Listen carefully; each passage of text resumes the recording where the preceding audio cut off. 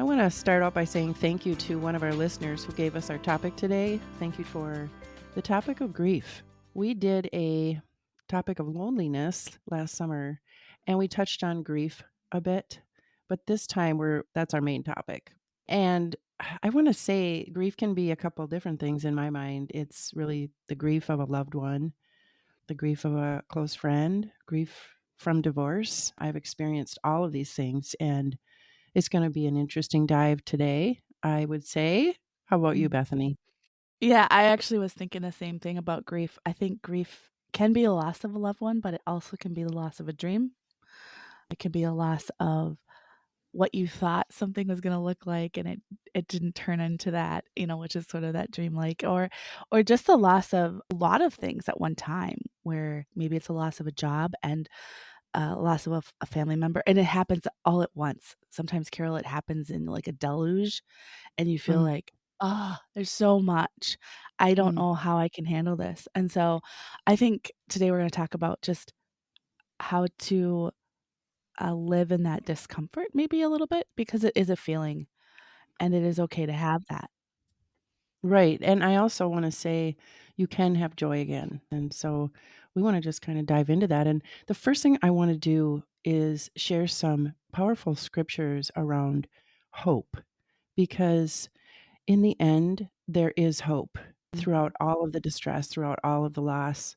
There is hope. And the word really speaks to that. So I want to share a few verses right off the bat. Psalm 34:18 states, "The Lord is near to the brokenhearted and saves the crushed in spirit." And that really speaks for itself. I don't need to add any more for that. He's there for you, and Jesus has experienced it.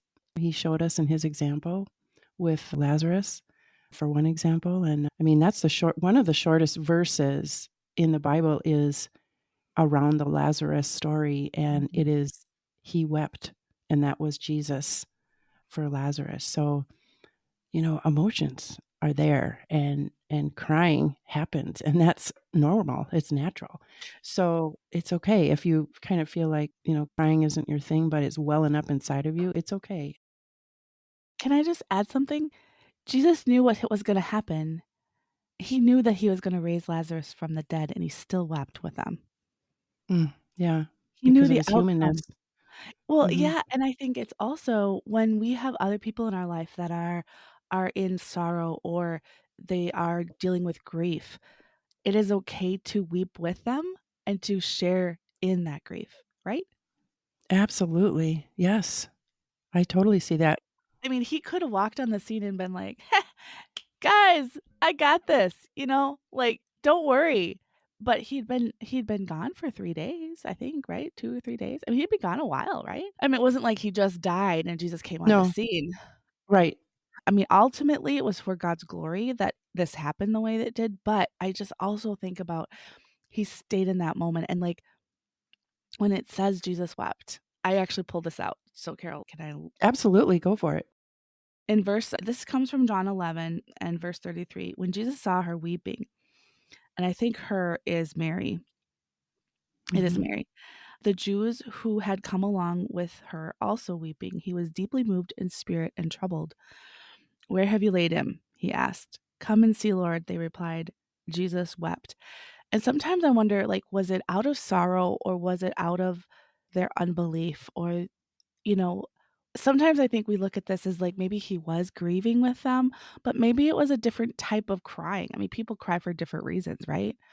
But I think ultimately, whether it was what was his thought process in the grief, people look at crying differently, right? When someone cries, when you cry, it's like this solidarity. And it's a I'm here for you. I feel your pain. I feel it so deeply that I'm crying too. Then the Jews said, in the next verse on 36 said, "See how he loved him." So they probably were saying, they were making an assumption of Jesus, like, look at how much he loved him. He's crying. Um, yeah, I don't know.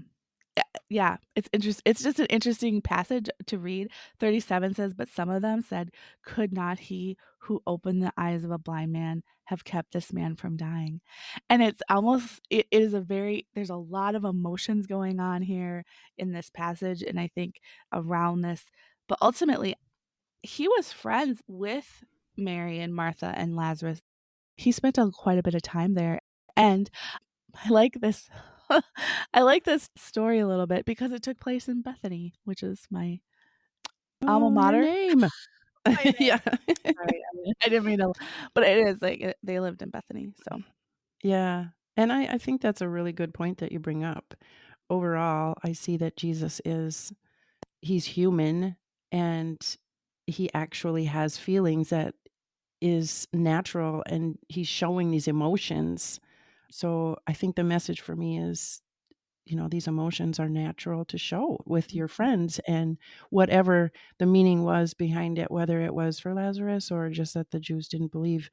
I think he was moved by it all, honestly. mhm, But I do think that's a takeaway.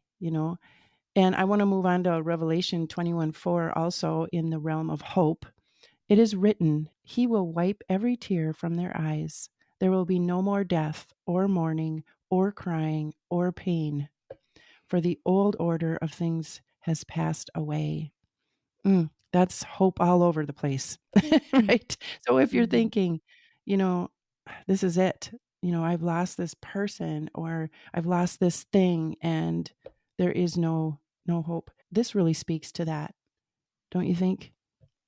Yes. When I lost my dad, it was one of those things like, yes, we lost him in the earthly sense, but I knew I'm gonna see him again, so there was a part of me that wasn't the sadness. Yes, there was sadness, and I still miss him and grieve for him at times, but for the most part, it was a joyful thing because he's not suffering anymore. Like, there's no pain in heaven. Like they said, no tears, no pain.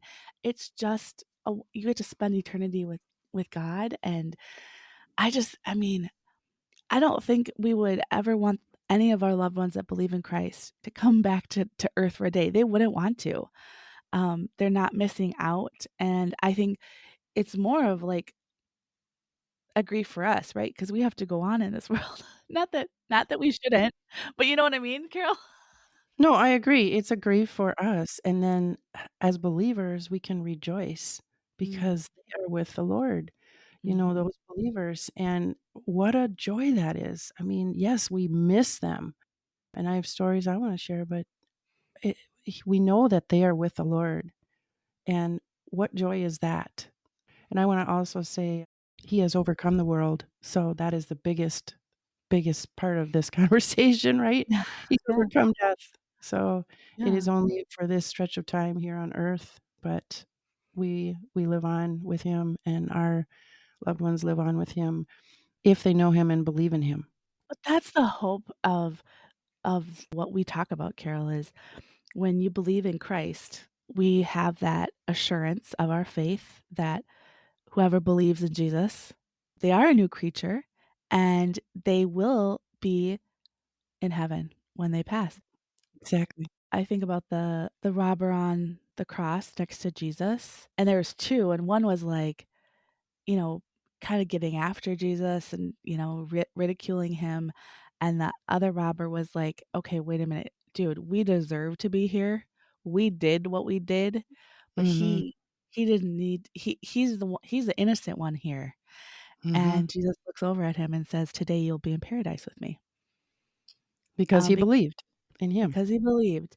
But I just think about, like, that what a conversation to have in that really agonizing place for all of them. I mean, it wasn't a pleasant, but yet Jesus is still witnessing, still, you know, we should learn from that. Like, there's still things Mhm. that can happen even on a deathbed. I've heard a lot of people have family members that have become Christians on their deathbed.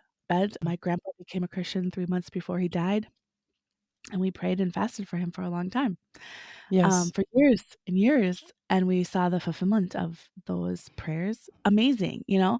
Mhm. And this next verse ties into that, John 16:22. So also you have sorrow now, but I will see you again, and your hearts will rejoice, and no one will take your joy from you. Mm, So they're gonna miss Jesus, right? But they're gonna see him again. And it's the same with our moms, our dads, our friends, the people in our lives. We're gonna miss them, but we're gonna see them again. So there is that Mm, hope. There is mhm. that hope, and I just wanted to share that. I think if we should be grieving anything, it should be the loss of somebody who didn't make that commitment, and that should propel us forward to be more outspoken about our faith, talk more about the Lord, to be not ashamed of the gospel of Christ, but to to speak it. And I think about a new believer, someone who just comes to Christ. They are so excited, Carol. They want Mhm, to tell everybody, and they do. They tell everybody about their conversion because it is life-changing for them. mhm. And I just think like, wow, like we should be so moved in our life. It should always be our hope and our passion and our vision to spread the word of God to everyone. Yeah. I actually had an opportunity. God put me into a group that it's sort of a it's an interesting group. My friend put it together and it started last year and it's just a group on Marco Polo. And there was 5 ladies, 1 lady dropped out over this course of the year, and then there's just 4 of us. I say just, but I remember going and her requesting me to be a part of it. I'm the only believer walking with the Lord right now, and I was kind of Carol, I was kind of like, "Oh, Lord, another thing?" Sometimes you get too many things, like Yeah. We just had that episode on that. but I realized it is another way for me to share the love of Jesus Mm, and be me with Jesus with skin on it, and I actually had the opportunity someone in the group reached out to me separately and asked about some things about my story, my life, and I was able to just lay it all out there and say, "This is why I am the way I am. This is how I became," whatever the subject it was. It was so amazing, and in this moment, I was like, "This is why, Lord, you had me in that group a year ago." It's taken a year for me to build the relationships with these ladies, but it's given me a golden opportunity to jump in and talk about him and what he's mm. done in my life. And I'm That is like, so cool. this is why we're here on earth. This is Mhm. why we live and breathe. Yeah, and I can relate to that. I had a similar situation with somebody I met when I had gotten divorced and I lived in an apartment, and it was a woman who we got to know each other as time went on and hanging out at the pool, and then she opened up about something that she was really struggling with, and it was a perfect opportunity. It's like the Lord put that in front of me to share, well, here's my experience and, my faith and how I handled something similar to what she was going through. And God presents those things when he wants us to open up and talk with people about it. And I also believe that through our example, how we carry ourselves, what we say and what we do may not match what some people in the world do in their lives. And swearing or getting upset or grumbling, yes, I still do that, but I try not to do it. It's far and few in between. And I mean, I think just by our example is how we Mhm. can show, who, and they say, what's different about her, Yeah. But I wanted to talk too about maybe some points around when somebody does pass. For me, the emotions were strong, of course, at first. And then after time has gone by, then the emotions kind of come in waves, especially if Mhm. it's somebody close to me, and memories trigger things. But memories also play a great role. And I think before I get ahead of myself, when you have that celebration of life or that funeral, whatever you want to call it, it to me it is more of a celebration because there is, as we already talked about, there's joy if they are a believer and they are in heaven. There is so much joy that they are maybe not going through that pain they had anymore, depending on the person, that they are point blank with Jesus. It's just as we said afterwards, that grief is hard for us because they're not there to call. Like my mom, I couldn't call her anymore. I couldn't go see her. It's that emptiness that's hard to deal with. And I think some of the things I wanted to share today is that I would appreciate, I just say, I'd pray to God and I would appreciate who she was and that she was in my life for the time that she was and all the things that she did for me. that's how I would, you know, work through those times. And same with my dad. I think of him when I'm golfing because he showed me a lot of good tips. And I'm like, "Woo," you know, I Mhm. wonder if dad's seeing this from up there. It's just kind of a fun thing when I think of him in those respects. My mom, I think about with recipes, and it's a joyful time. It's like, "Oh, yeah, remember this one?" Mhm. And it can be a good memory, okay? It doesn't have to be a sad one, especially as time goes on. My dad has been gone 21 years. I was Oh. prepping for this and I'm like, wow, that's a really long time. But it does, I want to say you've heard this before, I'm sure. It gets better in time, but you still miss them. I still miss my dad because he's not here anymore. But there's this acceptance of, you know what? He's in a better place, and knowing that in this world, we're not here forever. Just I think as you get older too, you realize we're not gonna be here forever.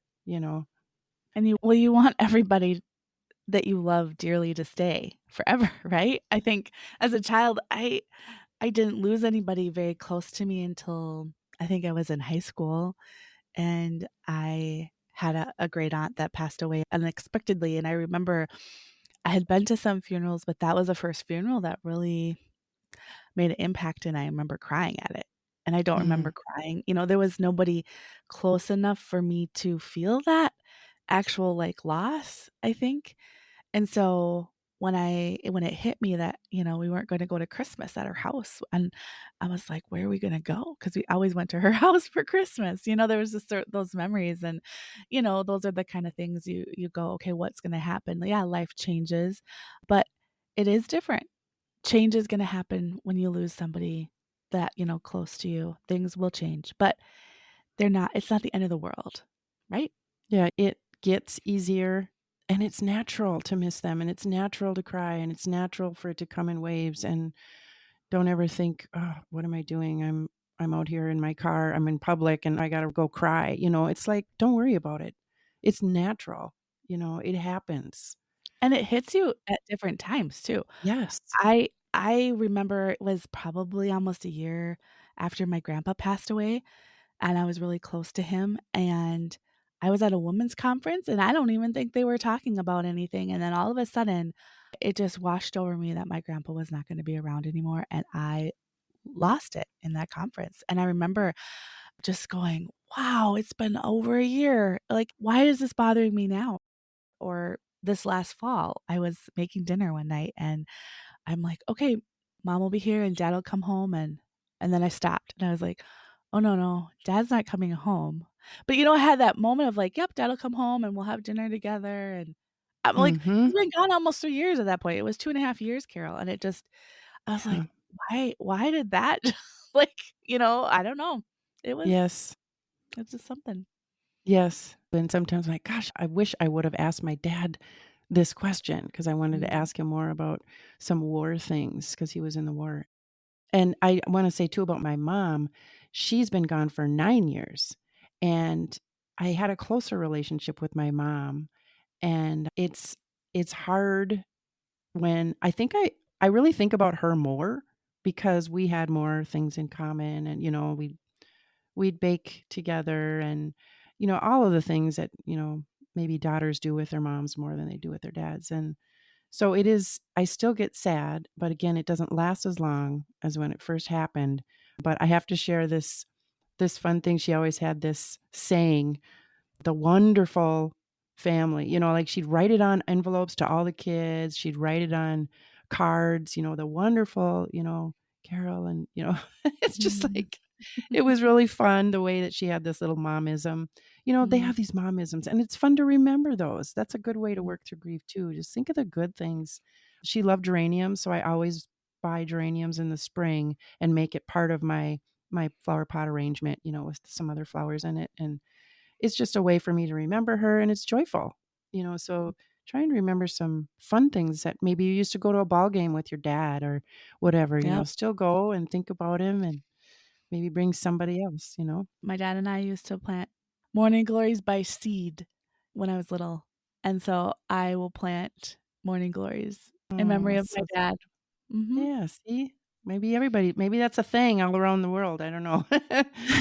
But, actually, I remember a friend of ours had died many years ago, and they gave away something that I can't remember the name of it, but it was a seed packet, and everybody Mm, got one to remember that person by, and I thought that's really cool. It's the same idea, and then you can mhm, always remember them and smile when you see them. Yeah.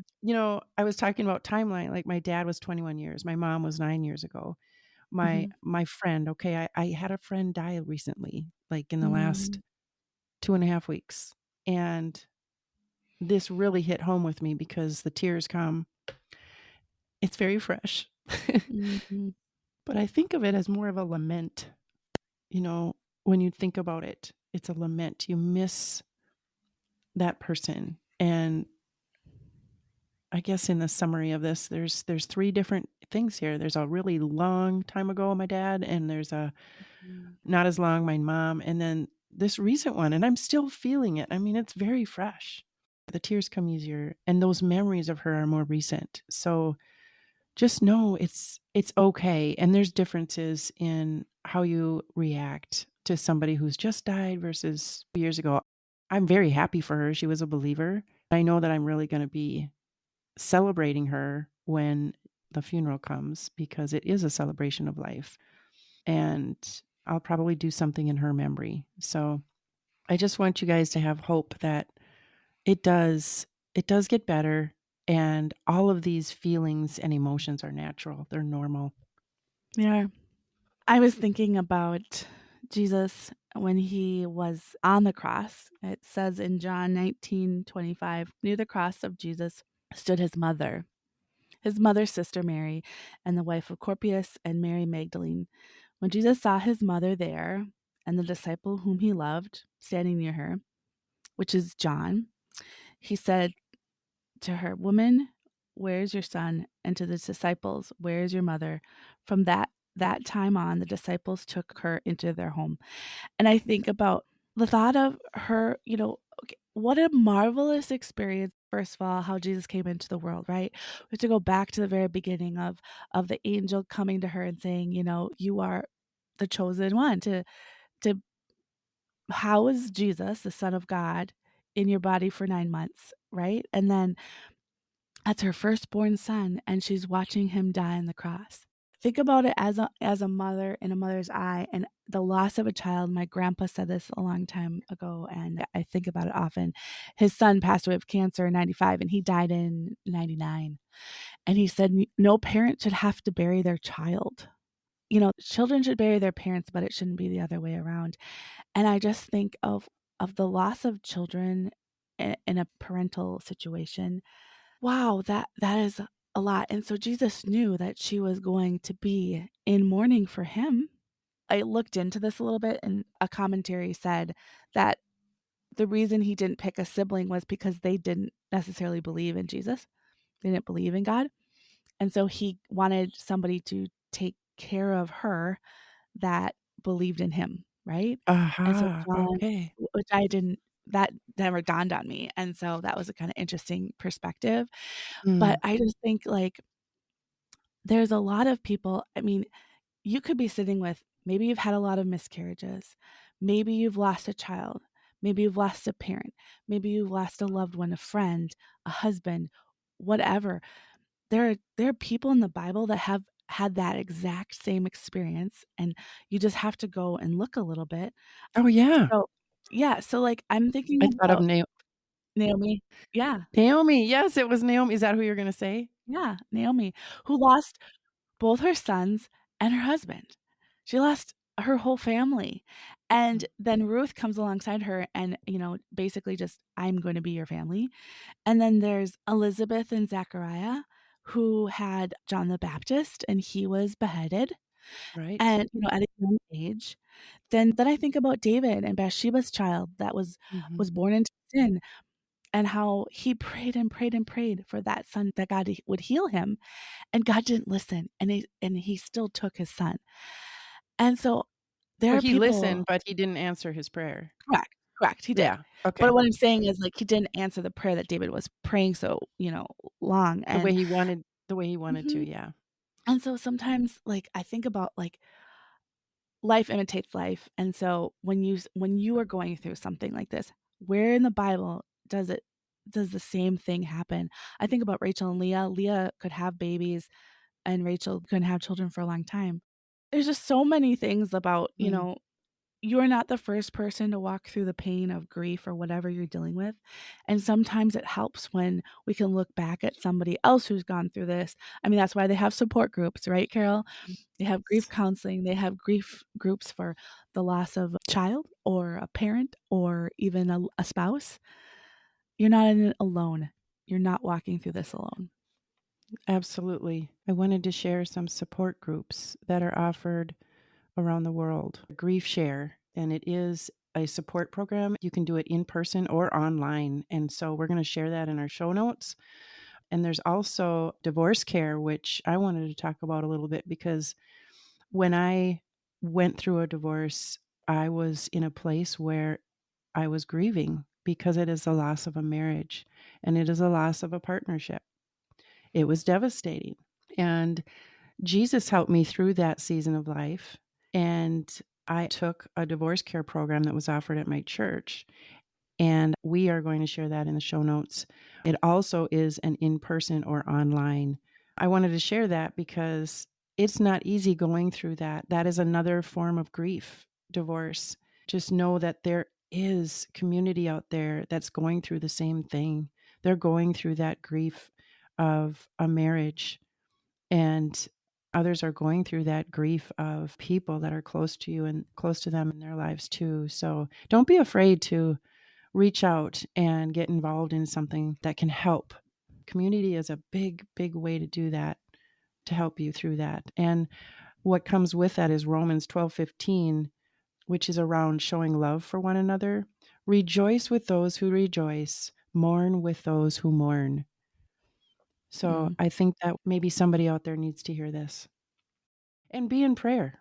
That's another helpful action that you can take. Be in prayer. Ask the Lord to help you through this time because I get it. It can be really hard. There are strong aches and pains that come with the loss of people, marriage, kids. Yes, the Lord is there Mm. for us. I had a verse too. So this is the latter part of this verse, Psalm 30, verse 5, and it's like halfway through the verse. Weeping may stay for the night, but rejoicing comes in the morning. And I think of you might have a time, a season of grief. And I was thinking a little bit too, Carol. There's another, I forget about this person. I don't know why, because he has a whole book about him. But Job. Job lost everything in a day. He lost Mhm. possessions, he lost all his children. He lost so much in a day. Mhm. And then, like, the rest of the book is really of him dealing with that grief. So if you're trying to deal with grief and know what and what not to do, that's probably a great place to read, and how, it was a season, and there's times when you need to just be in that grief, and I talked about that a little bit in the beginning about the uncomfortableness. I think sometimes we want everything to just feel right, right? Mhm. But there are times when it's okay to have that discomfort and Mhm. that, "Oh, I just don't feel quite right." It's okay, and I think we run away from that our feelings sometimes. We kinda chase after that really good feeling of, like, everything's at peace, and that's not a bad thing to want, but there are times in our life when there is this struggle, this inner struggle, or this pain or grief or whatever it is, and it's okay to have that feeling. It's okay to sit there. I had a friend who, when I met her, she'd lost her dad about a year before I met her, and she lost a step-parent. She lost her home to foreclosure or something. It was a messy deal with, the builder had done some shady stuff, so they lost their home, and all of these things in a short amount of time, and she said to me, she said, "I wish you knew me when I was, like, normal, my normal life." She's like, "I Mm. was fun." And I looked at her and I said, "You've had this." I, just did what I just said, pointed all these things. I said, "You need to grieve. You've lost a lot of things. It is okay to not be happy all the time. It is okay to sit and be in that grief." And I look at Job, and he put on like, he was in grief for this. It wasn't like he magically, one day woke up and was like, I'm doing great today." No, and I honestly think he probably thought of his children after he, at the end of the book, I'll spoiler alert, God gives him children. He gives him his life back, more, abundant. But but it doesn't diminish the loss of his Mm, first set of children or the loss of right. that. He still lived out his life with the knowledge of what had happened and living through that. So, I think sometimes we get lost in that. At the end of Job, it's like this happy, he lived happily ever after. No, he still had the grief of losing his children, losing all of his things, and yes, God gave him other things, but they're not, children are all different, right? They're not the same. Mhm. I wanted to talk about grief can be a pile of things and not people that you're grieving. It could be, you know, I've had grief in my life, not with people, but I'm 45 and I am not going to have children. Guess what? Carol, I had to grieve that I won't probably have any physical children. That's just not what God had blessed me with in my life. I've had times in my past where I had to grieve that, the loss of not having my own physical children that I've wanted since I was little. That was my dream job, to become a mother and a homemaker. That's what I wanted. I wanted to have, children, but God did not bless me with that. Now, I can choose to be bitter through that, right? Or I can choose to say, "Okay, God, you had a different plan for me. It's been a great life. Guess what? I get great sleep." I I I started having to look at the things I had versus the things Mm, I don't have, and so but there was a time probably about 10 years ago when I was like, "Okay, I need to, like, face this. I need to say, 'Okay, Lord, if this doesn't happen for me, you're still sovereign. You're still the Lord of my life. You're still the God that I'm gonna follow and serve, but I'm going to be sad about this for a time.'" mhm, And, mhm. it is okay to have that. It's okay to grieve. Absolutely. And as you were talking about other people too, I thought of a couple different ones in my life that a good friend and husband lost their 2 kids in a terrible accident at the same time. They have 3 kids total, Mhm. and 2 of them daughters died young, just ending college, and one just going to start, I believe. I think she had a year left in high school. And these people are people of faith. I mean, they're so strong. And I remember all was settled, they actually were had a quote in the paper, and she said, "I don't understand, but I trust." Hmm. So, you know, I think that's a perfect example. After things settle down, I think it comes to a point where that trust in the Lord prevails, and you know He's gonna be there for you. You know He's got the master plan. And, I think of it as maybe he needed them up there for something, like I just think Mhm. there's so much we don't know Mhm. about things that, God's master plan. And so that was one person. The other one who had a similar situation to your friend, I believe you said, who had lost so many in a row, like within a year and a Mhm. half. She lost 4 people. And Mm. she was very much grieving for a long time and struggled with it very much. And because she knew the Lord but didn't practice as much as she does now, it was very much a hard struggle for her for a very, very long time. And so I guess I wanted to share that because you guys might be going through this and you're not alone. You are not alone. It's just another, example of people are going through this, the same or similar situation. And we're here to support each other. We're here to be with each other and help each other. What does it say? To lift each other up, hold up your brother. I can't remember the exact verse, but Mhm. we're here for that. We're here for our brother. So, yeah. And there's hope in that. There's hope when you can lean into. Do you ever feel better after you talk to somebody? Maybe it's a vent, or maybe it's you know, maybe you're listening to them talk about something that's heavy on them. It does help. Mhm. Agreed. Good topic, Carol.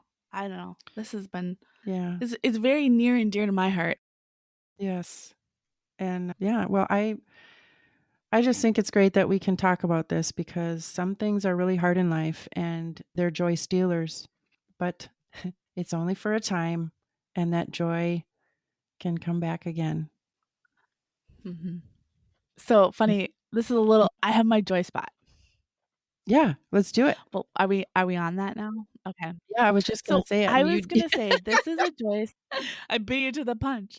yeah, Well, did. I was thinking this is an older joy story because but this revolves around grief. So, my dad died January 21st of 2022, and my sister had her first baby the following year on January 22nd of 2023. And her name was Vivian Joy. And my sister Mm, used that verse about there's pain at night, but joy comes in the morning. And she was on her due date. And so when she found out she was pregnant and found out when her due date was, she was like, oh, I wish dad, there's this, bittersweet, dad never got to meet her. But what a joy she's been in our life. And what joy has, like, just that she's a lot of times my joy spot because she is now talking, so now she calls me auntie and she tells me she loves me. It's so, so sweet. And that's my joy spot. that's really special, and boy, I thought of 3 just from you telling that story. I had a similar one. My dad died in '04, and we were planning on getting pregnant, and we actually were about to start trying, and then he died, and we were supposed to wait a year before you do anything. We waited, and I did get pregnant the following year, and then we had my son, and that was such a joy. I remember my brother saying, "Oh my gosh, how wonderful is this?" To Mm, fill that void of dad, and I'm like, "Yeah, it's pretty cool." And my son has been such mm, a joy.